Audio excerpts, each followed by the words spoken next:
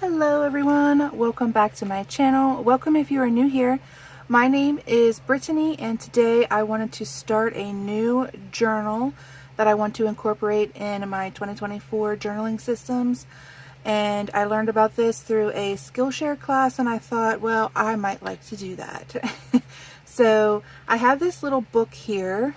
It is by Podge and All. It was a bookbinding kit that I was gifted by a pen pal, and I always say, what's the best gift you can get a bookbinder? A bookbinding kit. So this was a very welcomed gift, and that is what I'm going to be working in today. I've already assembled it, and this is the finished product, what it looks like.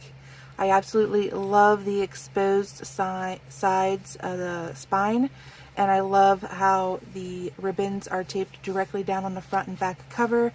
And I also love that this does not have a hard back or cover. It's just directly onto the pages that are used for the signatures. So this is a very unique book for me. I usually always have covers, and I think that what I'm going to be using it for, it'll be beautiful with. So if you haven't guessed already by the supplies that I have around me, this is going to be a nature journaling journal.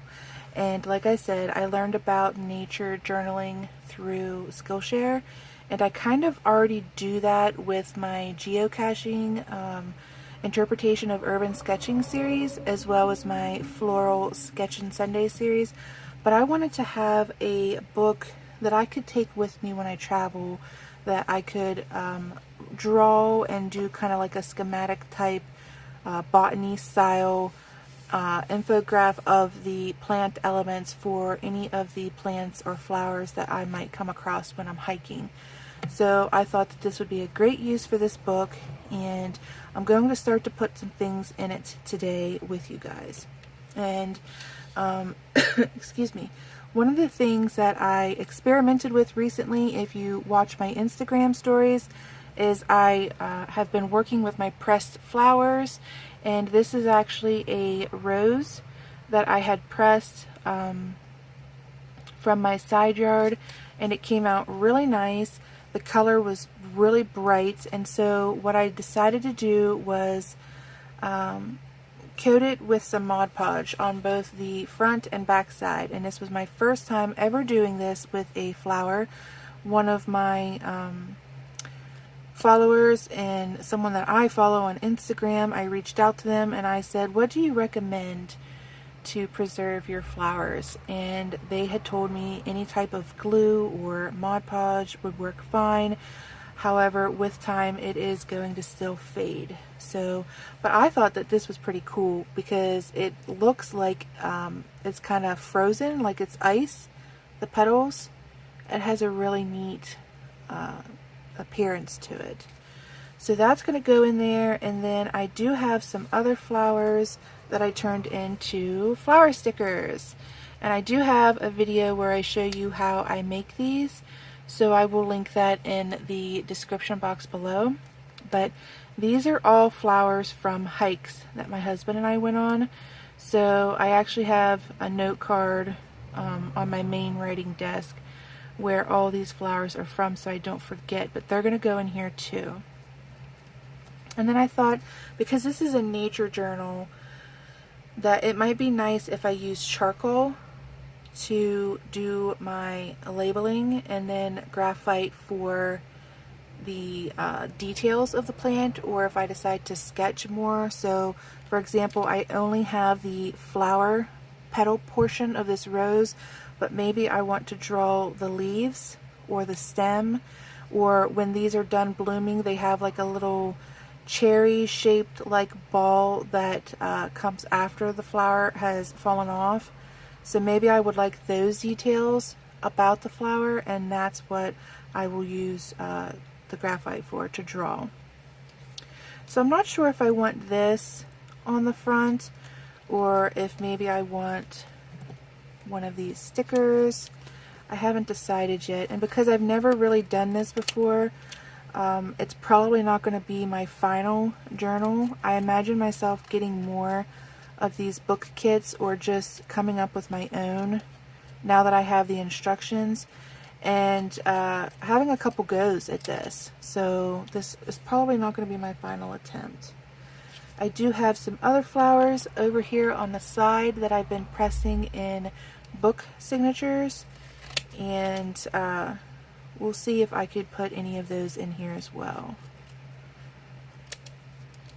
So I really tried to press firmly on these stickers as I was making them, but you can still see if you look closely that they are bubbling around the sides of the plant, and that's why I always suggest that you leave between 1/8 and 1/4 of an inch around your flowers when you're cutting them out, just to prevent the sticker or the tape part from pulling up from the flower all together and allowing moisture or air in there.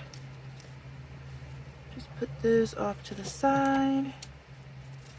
And then something else that I was thinking about doing is maybe, like, see right there how it pulled apart? That's a perfect example of what you don't want to happen. So what I was thinking about doing also is, rather than just having this like a botany type style journal, is also, because these are from our hikes, is maybe turning it into some type of a nature travel journal. So it would be where I would have an opportunity to write a little bit about our trip, because not all of these flowers are local. And then I thought that that would be cool. So because this is my first one, I'll be playing around with those different types of entries. And then when I get maybe halfway through, because I don't imagine I'll get it full this year, maybe I will, but I will come on and flip it and show you guys the different types of spreads and entry styles that I am incorporating with it. So I really like these two daisies. It kind of looks like they're hugging, the way that they are intertwined with each other. So I think that I'm going to put that on the cover, just because these are flowers that I got with my husband on the hikes that we went on together. So that's going to be my cover flower. Just use a little bone folder here. Get some of those air pockets out, and to firmly press it onto the book. And then I think what I'm going to do with my charcoal, I already have it on my fingers, I think that's going to add a lot of character to this book. You see the smudge there? As I'm handling this and messing with the charcoals, it's going to have those smudges everywhere eventually, and that's going to make it have a lot of charm, I think. So I think I'm just going to call it, this is a Derwent charcoal medium charcoal pencil, as I'm just going to call it Brittany's first nature journal.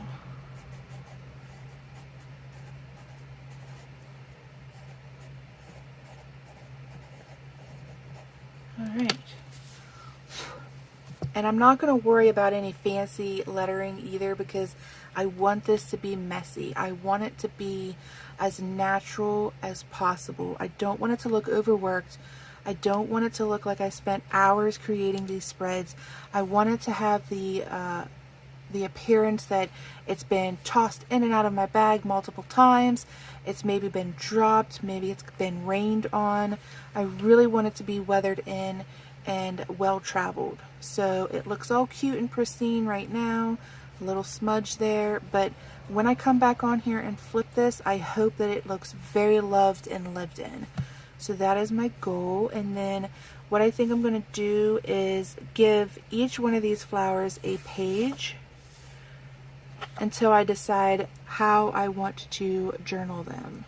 If I want to maybe journal about where I got them from, or if I want to talk about the type of plant that it is, where it's native, when it blooms, the conditions that it blooms under, things like that.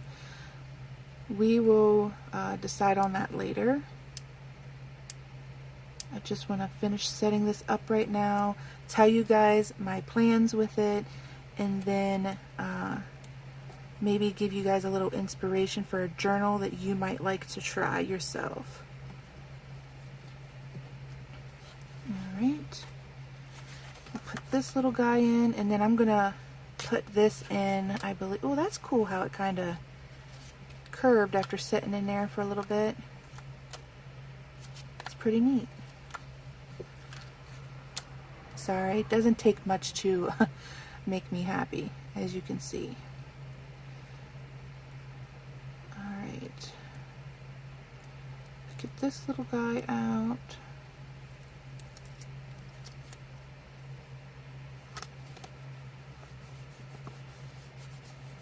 Okay. Now, because this already has Mod Podge on it, I don't think it will take much to put that in, but I want this to have its own spread, so I am going to flip over and put it here. Just because it's so large, I want to make sure I have enough room to sketch, document, draw, or not draw, whatever, write, and that way it has enough space. So I'm just going to get a little bit of this out in my little dish, and we'll get that down.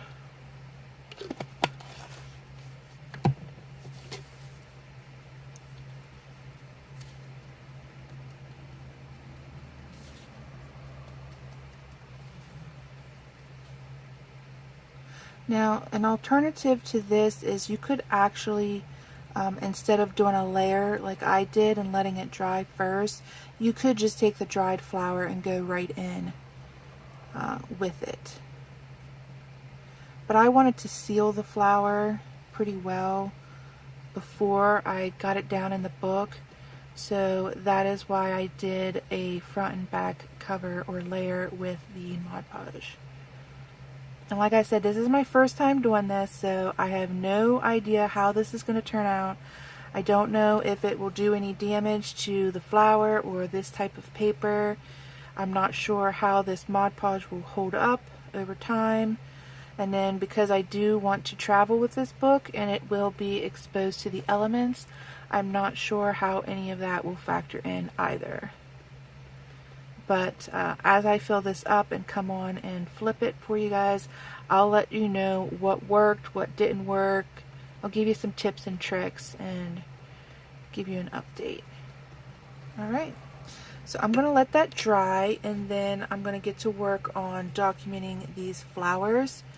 And I will see you guys again with this journal when it is more full and lived in and I can flip it for you. Thank you guys so much for watching, and I hope you enjoyed this. I will catch you in my next video. Bye guys!